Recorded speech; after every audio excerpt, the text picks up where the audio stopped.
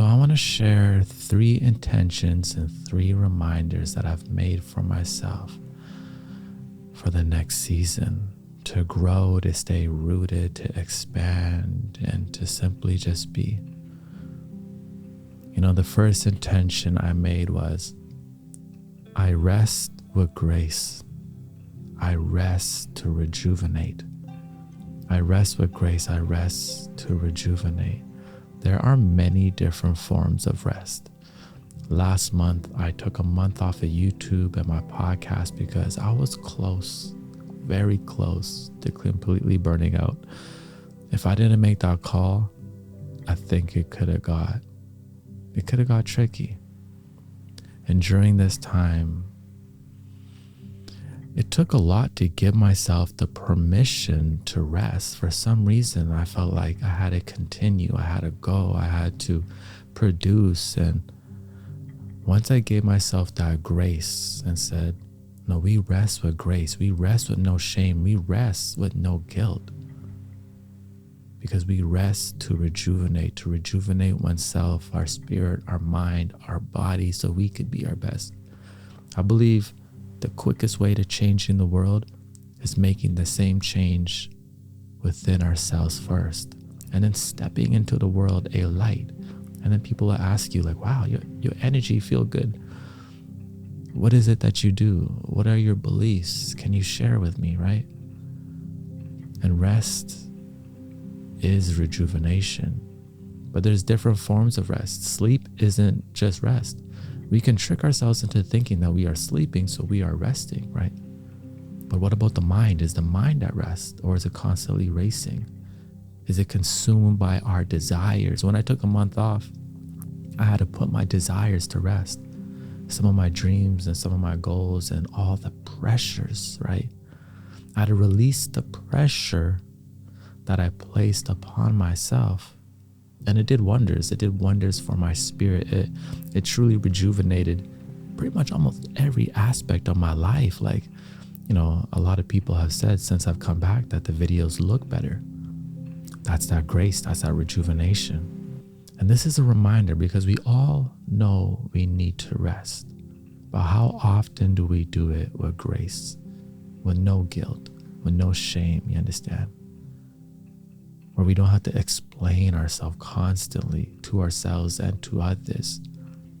Hey, I'm rejuvenating. I am taking time for me. I am loving myself, because self-love is service, and I want to be the best when I step out into the world.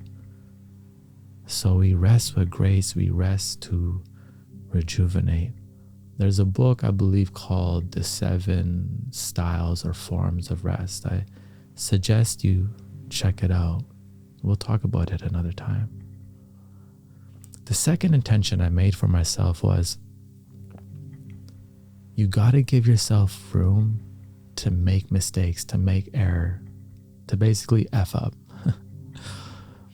A lot of us, we are living a life where we are completely afraid. We haven't given ourselves the grace to make a mistake. And because of that, what do? We procrastinate because we are so afraid to fail.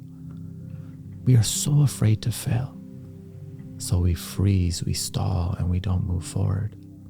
But you gotta give yourself room to make mistakes. When we make a mistake, it's almost like shifting your perspective and getting excited that there's now something to learn. Laugh it off, right? Instead of beating yourself up. When I used to make a mistake, I used to be like, oh man, you're so stupid. Those aren't nice words, right? We need to understand how to have a gentle touch with ourselves and also have a stern touch as well, right? When to discipline ourselves and when to relieve ourselves. It's a balance, it's a flow. And giving ourselves the space to mess up, to make mistakes is key. And guess what? When we make mistakes, others will see. And that's where our insecurity is sometimes, right? We don't want others to see our flaws, for others to see our mistakes, for our parents to see us, in a negative light or less than, or our community. But your vulnerability, your transparency, your ability to make a mistake and get back up, that's the testimony. That's how your community, your friends, your family will be inspired by you. Wow, look at them.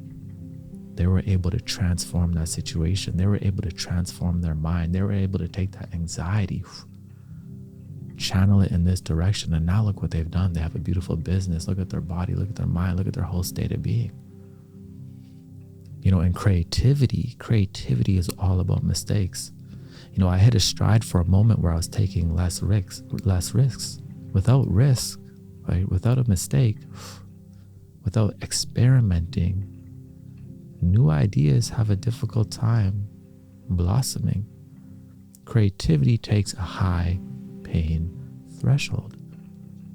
When you're in the process, you got to give yourself the ability and freedom to make a mistake, to make bad art. The key to making good art is knowing that you're going to make bad art and not judging yourself on it. Like, you know what? Today I made that. It's not the best, but at least I was in motion. I can learn from that. And some of my best ideas actually have come from making mistakes. But we lose sight of that, right? And that's why this is a reminder. We got to give ourselves the space to make mistakes and reach out for that support from our community. Reach out for that support by being vulnerable and being open about what we are going through. Because when we communicate, then we grow through, you understand? HINDZ. The last intention I've made for myself for this season is being comfortable with being uncomfortable. Being comfortable with being uncomfortable. What inspires me is potential, right? Human potential. I was watching X Factor or like America's Got Talent the other day, and seeing these like 5-year-olds and 7-year-olds with these amazing talents, I was like, oh my God, like this one girl had the cutest little voice. And then when she started to sing, she sounded like a grown woman. And she was like 4 or 5 years old or something like that. Another girl, probably, a teenager, she was upside down, had a bow and arrow, shot the bow and arrow with her feet while it was on fire into a bullseye. Human beings, we are amazing. But to get to these points, right, to move beyond our limits, our insecurities, it takes becoming comfortable with being uncomfortable. You feel that nudge to speak up. It's uncomfortable. Becoming comfortable with that. Learning how to assert ourselves, how to lead, how to speak up for ourselves, right? Because maybe you're going to be a great speaker one day, a great leader one day.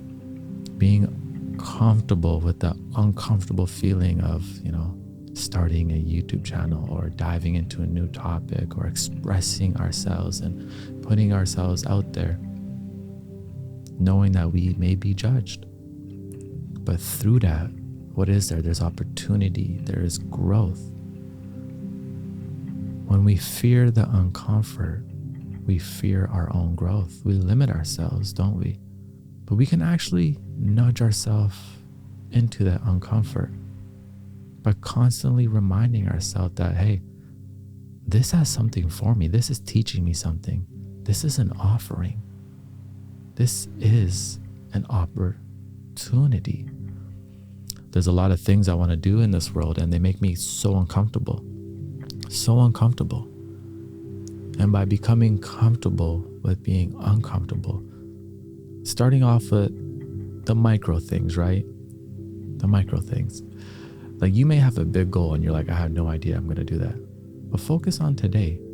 If you have social anxiety, don't focus on jumping on a stage and speaking to tons of people or going to like a wild party and trying to be the life of the party. Just focus on having conversations throughout your day with the guy or girl at the grocery store or when you're at the mall buying new shoes. Spark up a conversation. Go on live on Instagram, spark up a conversation. Start with the micro moments, right? And develop that strength, develop that confidence, right? Becoming comfortable with the uncomfort. And as we move forward, we take on new heights, right? Because we have the abilities. I believe we have the ability. I believe you have the ability within yourself to be more than who you even realize you are. You know that, right? Like, you may say, I'm a shy person, but you can transcend that. You may be like, I'm not a creative person, but you actually don't know that. You understand? The way we think of ourselves is usually in a limited form. You don't realize all the power and the creativity and the potential that is within you if you stay completely in your comfort zone. Now, every single day, you don't have to go and jump massive heights and exhaust yourself. No. But making that conscious effort, when you feel that nudge, right, that intuition, we feel it at times. Hey, talk to this person. And you feel the nudge, but you're shy. And you say, oh no, what if they think poorly of me, or they make fun of me, or no, I just don't want to do that. When we feel that nudge, we need to realize that that nudge is a nudge of love. We would never be nudged into something that isn't for us, right? So when you feel that push, you feel that pull, remind yourself, oh, this push is rooted in love, you understand? There is something for me in this uncomfort, right? And it's going to nurture me. It's going to lead me closer to my destiny. And this season, that's what I'm trying to embrace. How can I be more comfortable with being uncomfortable? Instead of making a kingdom for myself that's completely cozy, what are the micro steps I can do today so I can transcend myself and learn more about myself, right? This is the power of making an intention with ourselves. When we rest, we do it with intention. Oh, I'm resting in grace. I'm resting to rejuvenate. I'm resting to love myself. When we make a mistake, it's with intention. We're saying, oh, I'm going to learn from this. I'm going to grow from this. I'm going to take this with grace, walk, and share the lessons with others, right? Isn't that beautiful? When you make a mistake, you can say, you know what? I'm going to learn through this so I can share it with somebody else so they don't have to make the same mistake, right? When you have children, the number one thing is you don't want them to make the same mistakes that you make. So what do? You teach them. You say, hey, I already walked this walk, so you don't have to.